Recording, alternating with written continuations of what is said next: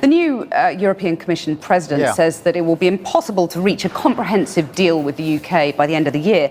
Do you then favour extending the transitional period? If in 6 months' time it's obvious that the deal isn't going to be done by the end of the year, but Parliament has to have the chance to say, look, don't crash us out without a deal. Let us have a say in what happens next, because once we've left, that future relationship with the EU is all important, completely. We will leave the EU in 3 weeks' time, and therefore the debate about leave and remain goes because we will be outside the EU. But it doesn't mean that we stop challenging the government about what the future relationship should look like. Remember when Keir Starmer promised to respect British traditions during his campaign? That promise has aged like milk left out in the summer sun. His latest move to sideline hereditary peers has put him in direct conflict with King Charles himself. With Labour's approval crashing to just 17% and Reform UK gaining ground by the day, could this royal clash be the final nail in Starmer's political coffin? The historical significance of this confrontation cannot be overstated.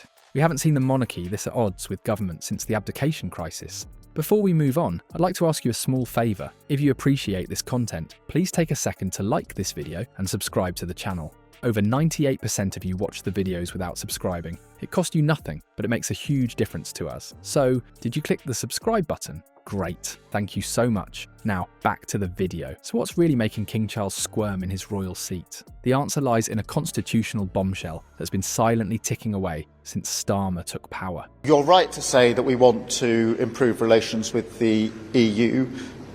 We think we can get a better deal than the botched deal that Boris Johnson brought home. And we will work on that, understanding a very strong mandate now, a very strong mandate for change, for a different relationship with the EU, a different way of doing politics, and we go forward in that spirit. We do have to get on with implementing the important changes that are necessary under the existing arrangements that we've got, because we're not going to be able to get a better relationship unless we demonstrate a commitment to the relationship and the agreements that have already been put. This isn't just another political spat, it's a fundamental clash between 700 years of British tradition and Starmer's radical vision for reshaping the UK's institutions. For 7 centuries, hereditary peers have formed the backbone of Britain's parliamentary system. These aren't just wealthy aristocrats in fancy clothes, they represent an unbroken chain of institutional memory and constitutional checks that have weathered revolutions, world wars, and countless prime ministers. When governments come and go every few years, these hereditary peers provide the long-term perspective that prevents hasty, populist decision-making. They're quite literally born into a role of national service that spans generations. But Starmer sees this ancient institution as an obstacle to his agenda. His plan to abolish hereditary peers strikes at the very heart of what King Charles represents. If Parliament votes down the Prime Minister's deal, or she can't reach a deal, that is not the end of the debate. But if that's not possible, we must have other options. And conference, that must include campaigning for a public vote. Having swept them away, we want to install a radical Labour government capable of transforming this country. And that's what should happen after 2 years of negotiations ending in failure. We do have to get on with implementing the important changes that are necessary under the existing arrangements that we've got, because we're not going to be able to get a better relationship unless we demonstrate a commitment to the relationship and the agreements that have already been put. Imagine being forced to announce policies that directly undermine your family's position and legacy. This is precisely the awkward situation Charles found himself in during the King's speech. The monarch's discomfort was palpable as he read words that effectively questioned the legitimacy of hereditary power, the very principle that puts the crown on his head. What makes this truly unprecedented is the historical context. Yes, previous monarchs have faced challenges from ambitious prime ministers, but none have been forced to publicly announce policies that directly threaten the hereditary principle. When Elizabeth II navigated political reforms, she did so with careful negotiation behind closed doors. Charles has been thrust into announcing his own potential irrelevance, a position no previous monarch has encountered. This clash raises existential questions for the monarchy itself.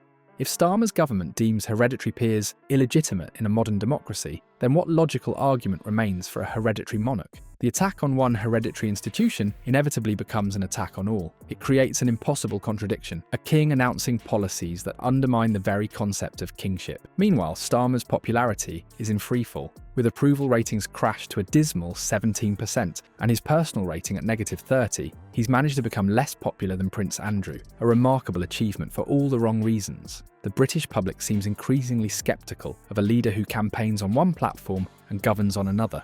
The timing of this constitutional crisis couldn't be more problematic for Labour, with inflation still biting, immigration numbers climbing, and economic growth stalling. Adding a royal confrontation to the mix suggests either political incompetence or deliberate distraction tactics. Either way, it's not playing well with voters increasingly frustrated by what they see as ideological experiments rather than practical governance. The major new decision that's created this royal standoff is Starmer's determination to abolish hereditary peers without proper consultation with the palace, or putting it to the people in a referendum. Constitutional changes of this magnitude typically involve careful negotiation with all affected institutions, but sources close to the palace describe deep frustration with Starmer's approach. The king's inner circle reportedly feels blindsided by both the substance and the style of this radical reform. This tension between Buckingham Palace and Downing Street has reached levels not seen in decades. The carefully maintained public harmony between monarch and government is fraying at the edges, with royal aides reportedly working overtime to maintain the appearance of constitutional propriety, while privately seething at what they view as Starmer's disrespect for tradition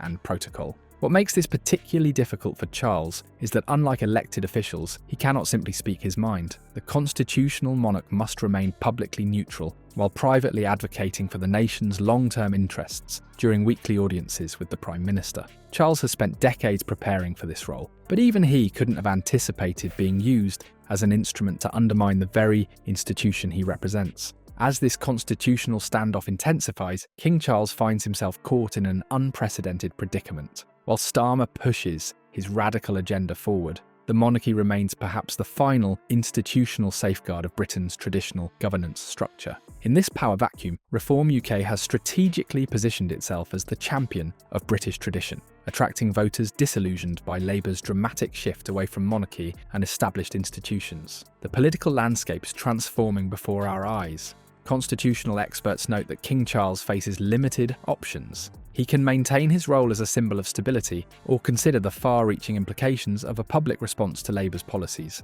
Should tensions continue escalating between the palace and Downing Street, any royal intervention could dramatically alter Britain's political trajectory, potentially igniting public sentiment against Starmer's government.